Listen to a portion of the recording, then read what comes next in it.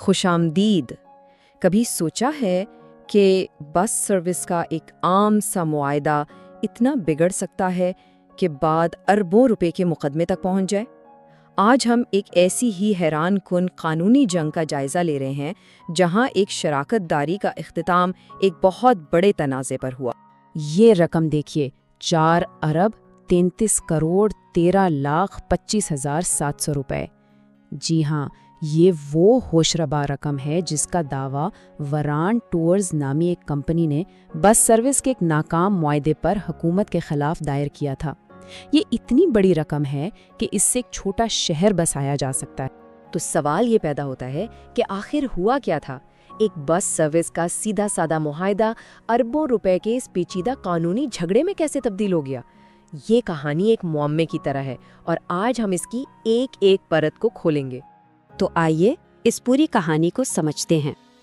ہم شروعات کریں گے اربوں روپے کے اس فیصلے سے، پھر دیکھیں گے کہ یہ تنازع کھڑا کیسے ہوا، اور آخر میں بات کریں گے اس سب سے ملنے والے سبق کی۔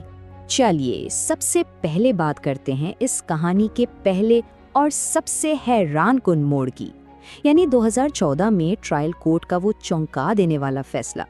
تو ہوا یہ کہ سالوں کی قانونی کارروائی کے بعد نچلی عدالت نے وران ٹورز کے حق میں فیصلہ دے دیا، اور صرف ہرجانہ ہی نہیں بلکہ سود اور یہاں تک کہ ذہنی اذیت کے لیے بھی معاوضہ دینے کا حکم دے دیا۔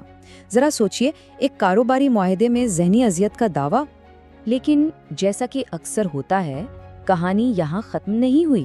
یہ سمجھنے کے لیے کہ ہائی کورٹ نے یہ پورا فیصلہ پلٹ کیوں دیا، ہمیں وقت میں پیچھے جانا ہوگا، بالکل شروع میں جب یہ شراکت داری قائم ہوئی تھی۔ یہ سب 1999 میں ایک امید افزا معاہدے سے شروع ہوا، لیکن صرف چند ہی سالوں میں حالات اتنے بگڑ گئے کہ دونوں فریق ایک دوسرے پر مقدمے دائر کر رہے تھے، اور آخرکار اس قانونی جنگ کا فیصلہ پورے 25 سال بعد جا کر ہوا۔ اور اب آتے ہیں اس کہانی کے سب سے دلچسپ حصے پر۔ پتہ ہے اس پورے کیس کو حل کرنے کی چابی کہاں چھپی تھی؟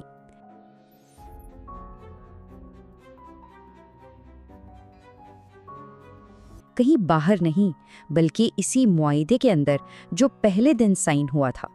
جی ہاں، ہائی کورٹ کی پوری تفتیش صرف ایک ہی اہم شق یعنی کلاز نمبر 28 کے گرد گھوم رہی تھی، ایک ایسی شرط جسے حیرت انگیز طور پر دونوں پارٹیوں نے بالکل ہی نظر انداز کر دیا تھا۔ تو اس کلاز 28 میں لکھا کیا تھا؟ موٹے طور پر اس میں صاف صاف لکھا تھا کہ اگر ڈیل ٹوٹتی ہے تو نقصان کا اندازہ کیسے لگایا جائے گا۔ اس کے لیے ماہرین کی ایک فرم آئے گی اور دونوں پارٹیاں مل کر ایک سروے کریں گی۔ مطلب جھگڑے کو سلجھانے کا پورا طریقہ پہلے سے طے تھا۔ یہ دیکھیے کتنا آسان سا مرحلہ وار عمل تھا جو انہوں نے آپس میں طے کیا تھا، لیکن سب سے اہم بات یہ ہے کہ انہوں نے ان میں سے کسی بھی قدم پر عمل نہیں کیا۔ تو اب دیکھتے ہیں کہ ہائی کورٹ نے اس معاملے کو کیسے دیکھا۔ جج نے اربوں روپے کے ان دعووں کو ایک ایک کر کے کیسے مسترد کیا۔ سب سے پہلا دعویٰ تھا معاہدے کے شروع میں ہونے والی تاخیر کا۔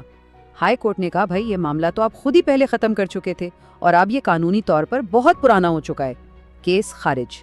پھر آیا سب سے بڑا دعویٰ مستقبل کے منافع کا نقصان۔ اس پر عدالت نے کہا آپ نے نقصان کا اندازہ تو لگا لیا، لیکن اس طریقے سے نہیں جو معاہدے کی کلاز 28 میں لکھا تھا، تو یہ دعویٰ بھی خارج۔ اچھا تو پھر ان نقصانات کا کیا جو سروس چلتے ہوئے؟ عدالت نے اس پر بھی صاف کہہ دیا کہ کلاز 28 صرف معاہدہ ختم ہونے کے بعد کے نقصانات کے لیے تھی، پہلے کے نہیں۔ الٹا گواہوں نے تو کمپنی کی اپنی خرابیوں کا ذکر کیا۔ اور آخر میں کمپنی کی ساخت کے نقصان اور بسوں کے خراب ہونے کے دعوے عدالت نے انہیں بھی مسترد کر دیا۔ ساخت کے نقصان کا کوئی ثبوت نہیں تھا اور بسوں کا نقصان تو انشورنس کمپنی پہلے ہی پورا کر چکی تھی۔ تو مطلب صاف ہے، ہائی کورٹ نے ہر بڑے مالی دعوے کو منظم طریقے سے مسترد کر دیا۔ وجہ یا تو معاہدے کے اصولوں پر عمل نہیں کیا گیا تھا یا پھر دعوے کے لیے کوئی ثبوت ہی موجود نہیں تھا۔ لیکن ٹھہریے، یہ صرف ایک طرف کی غلطی نہیں تھی۔ عدالت نے حکومت کے اپنے 5 ارب روپے سے زائد کے جوابی دعوے کو بھی دیکھا۔ اور مزے کی بات یہ ہے کہ حکومت کا کیس بھی خارج ہو گیا۔ کیوں؟ کیونکہ انہوں نے بھی قانون کا غلط دروازہ کھٹکھٹا دیا تھا۔ ان کا دعویٰ قانونی طور پر درست نہیں تھا۔